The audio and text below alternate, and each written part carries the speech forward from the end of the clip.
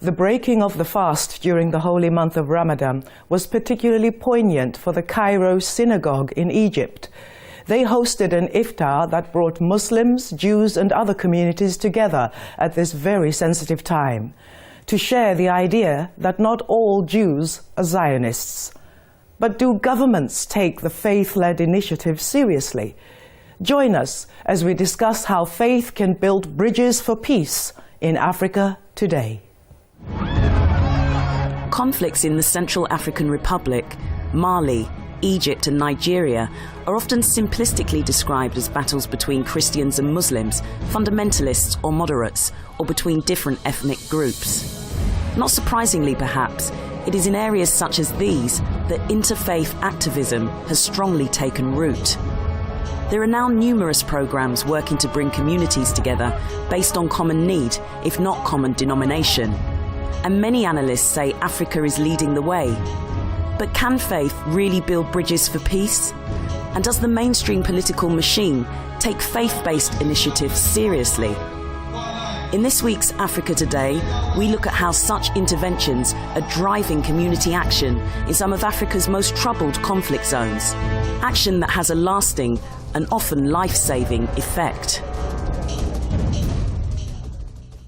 The important role of interfaith activism in South Africa's defeat of apartheid holds particularly strong resonance as the world witnesses a massacre in Gaza. I'm Vuiswa Ngobongwana, welcoming you to Africa Today. Interfaith activism implies faith in action, like feeding the hungry, educational activities, and helping with some access to better health. But what role does faith have in influencing governments? Perhaps most unifying is the idea that all religions have articles of faith that have more in common with each other than differences. I'm wondering if our panel agrees.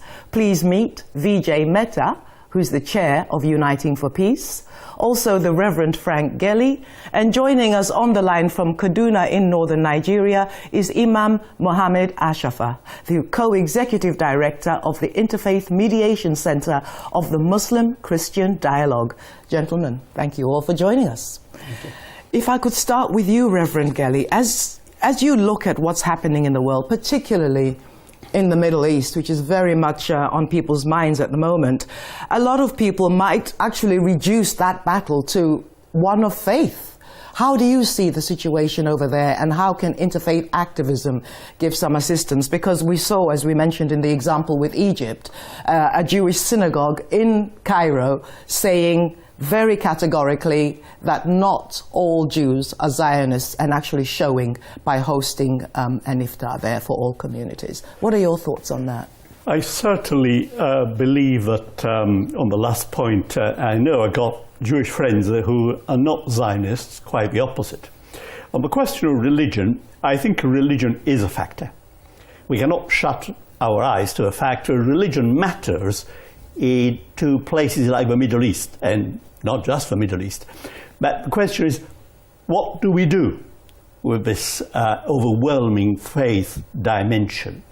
And of course, we who are committed to interfaith, we want to use the links between our faiths to fight for peace, to minimize violence and internecine strife. To that effect, I think it's also important to ask ourselves which constituencies we try to reach. I don't think we can aim to persuade people like Khalifa Ibrahim the leader of the so-called caliphate in Iraq and Shams. I don't think we can win over people like Sheikh Abu Bakr in Boko Haram. But we got to reach out for a sort of middle constituency of moderate or sort of sensible, thoughtful believers who are open to this idea of what we have called a dialogue. Yes. So we got to reach out to a particular constituency which is open to dialogue. Yeah, exactly. And with that very much in mind, let's move to Kaduna in northern Nigeria, where Imam Mohammed Ashafa is very much active and has been for at least the last 20 years.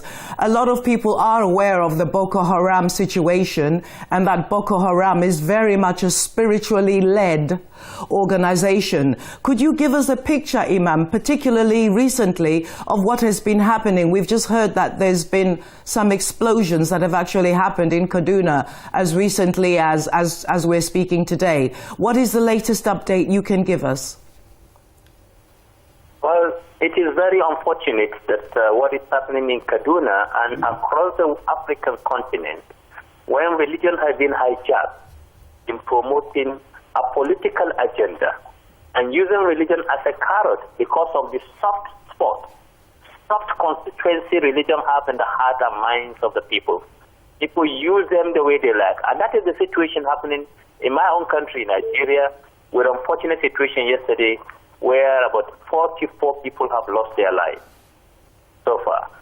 And you can see the challenges not only in Kaduna, but across the world, either it is here in Kaduna, or it is in Gaza, or it is in Egypt, or you are talking about what is happening presently in Central African Republic. The situation is the politicization of religion. Religion has a role to play, a positive role in civic education, in civic empowerment, from our own understanding, from our own practical experience. If religion becomes an issue of conflict, the moment political actors who have very little knowledge of religion count on playing the carrot of religious identity in order to win a political goal. From that moment, they derail the core value and tradition of religion. And around the world, this is the situation. As you could see, Thank you so much, Imam. Sorry to interrupt you there, but, you know, the co-opting and the abuse of religious faith for political ends is certainly one of the biggest challenges. And I'd like to bring that question to you, Mr. Mehta. You're the chair of Uniting for Peace. Certainly a huge obstacle when political dynamics are in there. Could you tell us a little bit about how you address that issue, or perhaps seek to overcome it in your work? Sure. Just before I do that, address that religion has been, in itself is not bad, but it has been misused for political purposes, as Imam said. And stark examples are the ISIS in Syria and Al-Qaeda, jihadists, and all these movements. So, overcoming those are interfaith activism, which is doing a lot of good. It does a lot of good at local levels in all communities. Britain is a great example. I mean, our organization, Uniting for Peace, does fantastic work in all over Britain, hosting interfaith dialogues in Edinburgh, in Glasgow, in London, everywhere. And we get all religious communities and others, including Baha'is, the Buddhists, the Christians, the Muslims, to work together and then they find... What kind of activities are you involved in? All right. Are you doing more than talking? No, we have got education.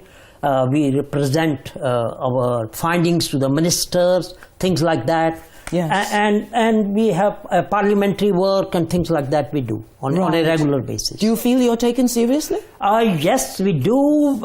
As you said right in the beginning, in the introduction, that how it does affect on a higher level. Yes, we know we are successful at a local level, but higher level, there are excellent examples like in Northern Ireland, in which I have worked a lot in the past and gone there before the conflicts, during the conflicts, and after the conflicts.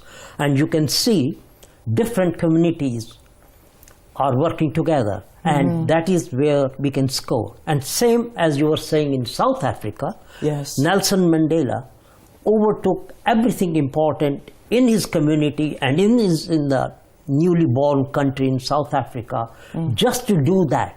Yes. So that he went all of it out of his way to please the whites, so that he wanted them to feel they're part of the African community. All inclusive, and some would say to the detriment of the majority. Absolutely. Even now, Absolutely. 20 years later. Absolutely.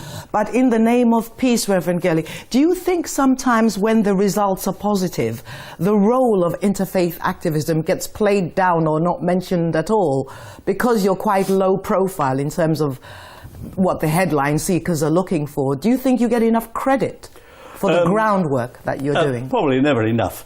But I would like to also to pick up this theme of religion misused for political ends. Yes, it does happen that way, but also very often religion and politics are bound up.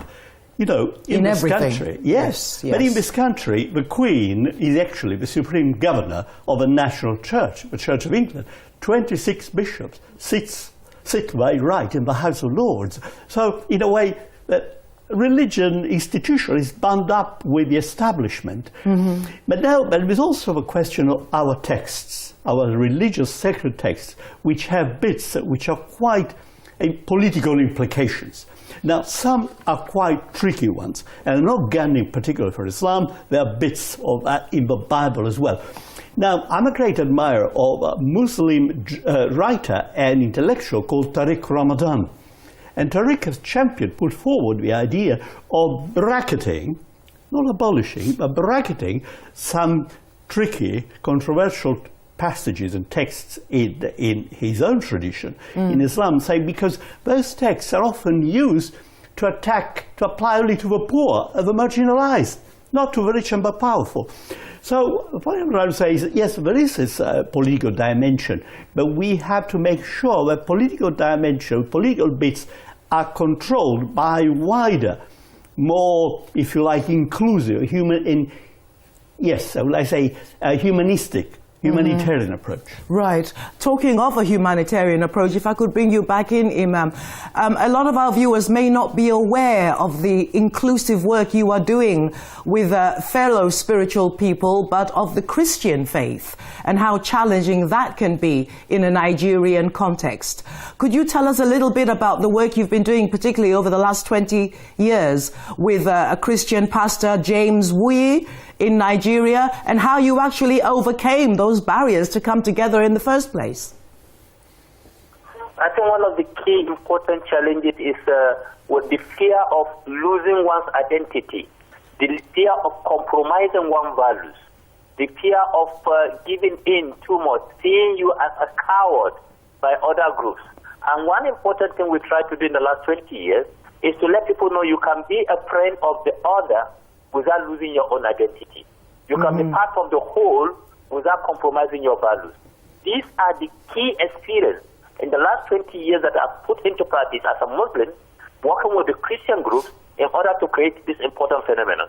And very important, our success stories, either in the Kaduna Peace Declaration of Religious Leaders, after in the year 2000 and 2002, when over 2,000 lives were lost, how we made religious leaders to sign the Peace Declaration. Or how our peace success story in Yelwan Shandam, where the first state of emergency was declared in the democratic processes by the then president of Nigeria, Olusegun Obasanjo, in 2005-2006, when specifically a almost genocide was committed between Muslim and Christian, and we went there together, myself and the Christian priest, and we mediate the process that brings about the lasting peace. Here is a success story that the world needs to see, and a model that the world needs to know that religion can be a force for good. It is a force for good, and we know clearly around the world, for example, in Uganda, the success story in Uganda, when Joseph Kony come out to claim he's working using religion. But we have in the same northern Uganda, when the actually religious community, Muslim and Christian, come together to bring a lasting peace.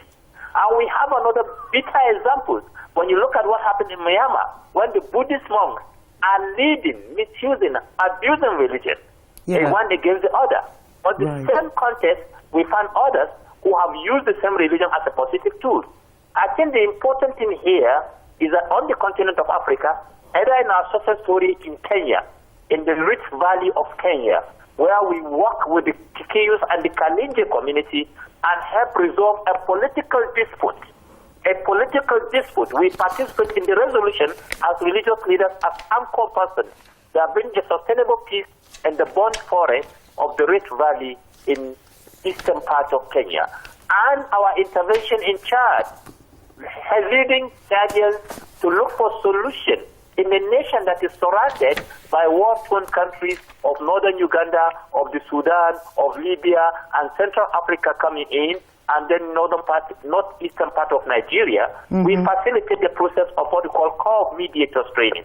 Okay. I only feel that, in my experiences, what we need to do is political leaders acknowledging positivity where religion has breakthrough, where civic engagement has failed. Okay, well, we'll be talking, sorry, Imam, to interrupt you. We will be talking about how all these wonderful ideas and very similar initiatives can have a more united front, and we'll come to Mr. Mehta's thoughts on that. But before we do that, we'd like to hear what our viewers have been saying on our Facebook fan page. And the first comment that we've pulled out is from Kenneth Kinuthia. Kenneth says, with regard to the value of interfaith activities, he says, in some cases it is succeeding, but it requires a lot of political goodwill from various stakeholders, especially the governments in powers, the NGOs, the human rights activists, and civil society organizations. Yusuf Waswa NM says the real problem is Western countries fueling extremism in African countries like Mali, the Central African Republic, and Rwanda in 1994, etc. And a final thought on interfaith activism as a way forward from Patsy Holness. Patsy thinks that interfaith activism is a way forward, but that we should all be seeking to highlight our shared beliefs as opposed to our differences. As a Christian, I would be happy to worship with people of all faiths and work towards common goals like peace and the ending of poverty. And on that positive note, we'd like to know what you think, and there are a number of ways you can get in touch with us. Have a look at this. Keep your thoughts coming in. You can email us or text us. Go to our Facebook fan page. Or you can follow us on Twitter.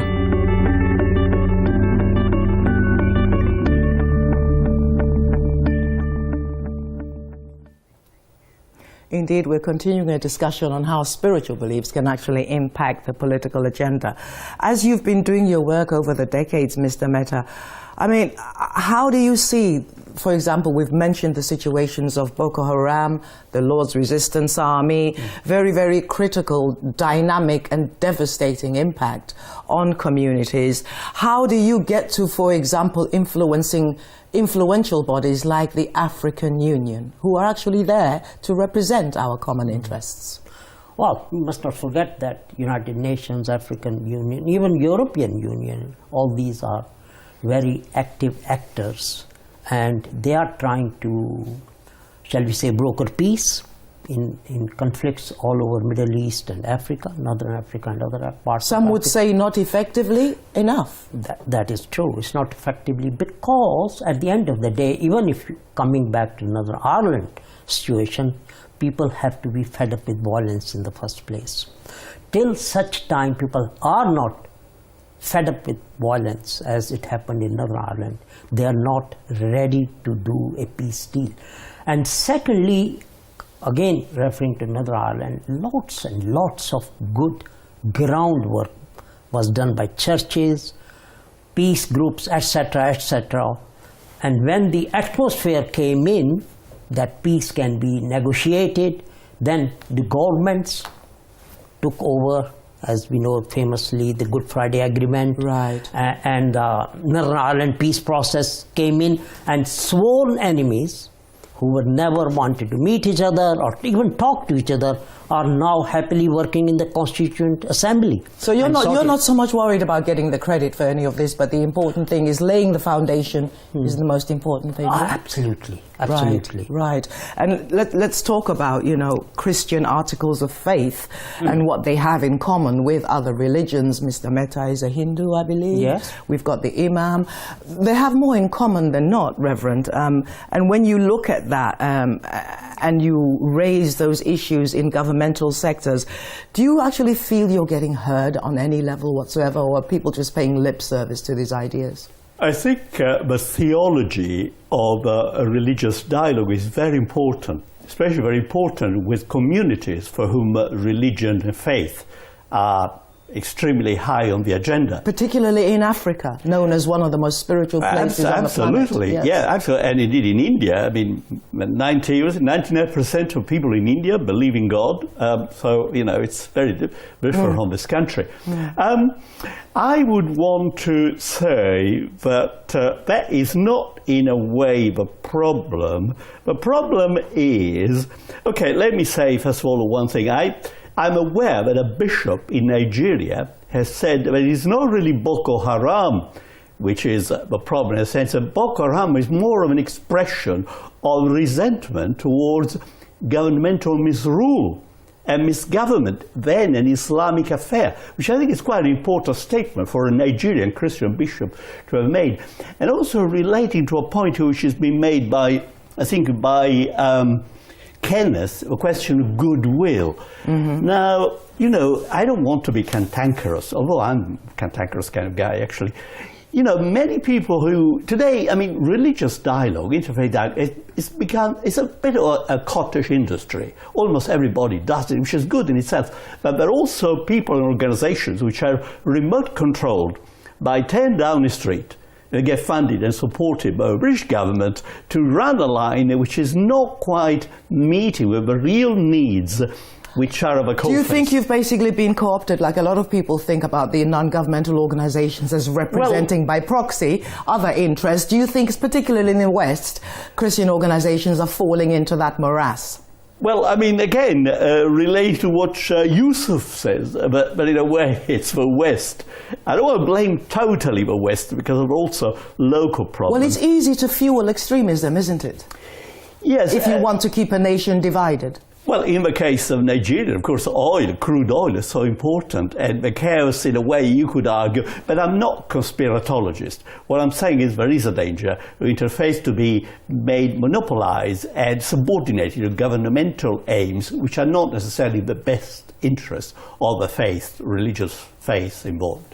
Well, governmental aims and religious faith articles do seem to have a lot in common, and that's a driving force for you, Imam. As you look forward to Nigeria perhaps remaining unified or not, as the case may be, what would you say to a young, disaffected, unemployed Nigerian youth who sees no hope for the future except to join something like Boko Haram? Well, for me, the future of this nation lies in our own hands as Nigerians. Either you are a Muslim or a Christian, either you are a person of faith or without a faith.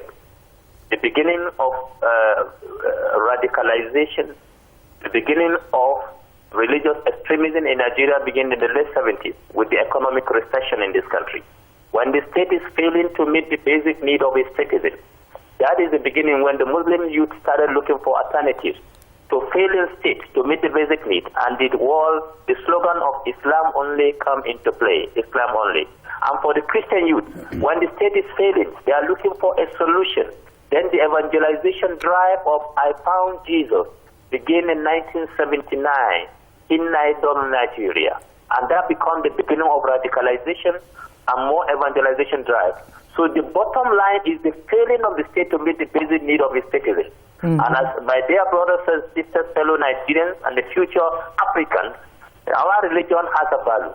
But the failing of the state, the religion has an answer, a spiritual answer to so many problem lines within our fellow human beings. But the reality is there is a basic responsibility of the state. And when the state fails to meet its needs, please and please, we must wake up to our civic responsibility to to hold our political leaders accountable for their failure. And we should not lie to the emotion of using us or misusing our religious values or our religious sentiment in order to drive in a political agenda, which is right now putting Nigeria on the crossroad. Thank you. I have to stop you there. I have to stop you at the crossroads, Imam, with some regret because time has caught up with us. It's a big challenge, not just for Nigeria, but for Africa and the world as a whole. Thank you so much for all of you who've been sending your comments to us. They're very welcome. Don't forget, you can always email us at the address that you see now on the screen.